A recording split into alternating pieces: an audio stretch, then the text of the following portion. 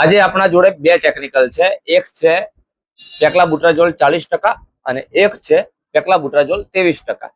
તો હવે આજે આપણે સમજીશું કે આ બંને ટેકનિકલ કઈ રીતે મગફળીમાં કામ કરે છે અને કોનું રિઝલ્ટ સારું છે.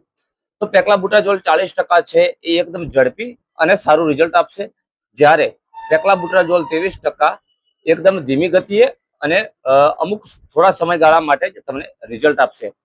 પરંતુ હા, ઓવરડોઝ કરવાથી તમારે નવી સિઝનની અંદર પ્રોબ્લેમ આવી શકે છે. તો આનો યોગ્ય માત્રાની અંદર યોગ્ય સમય જ ઉપયોગ કરજો, જેથી કરીને એના પછીના પાકની અંદર કોઈ પ્રોબ્લેમ આવે નહીં.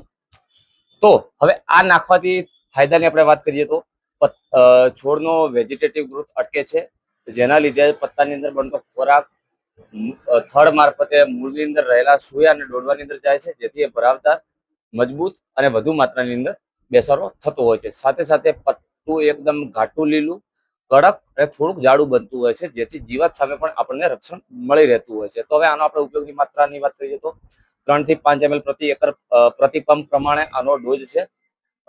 ભલામણની વાત કરીએ તો 40 થી 60 દિવસની વચ્ચે તમે આનો ઉપયોગ કરી શકો છો. 40 દિવસે ઉપયોગ કરતી વખતે મગફળીનો ગ્રોથ એકદમ વ્યવસ્થિત હોવો જોઈએ. નાની મગફળી છે, તમે આનો ઉપયોગ કરશો તો મગફળી નાની જ રહી જશે.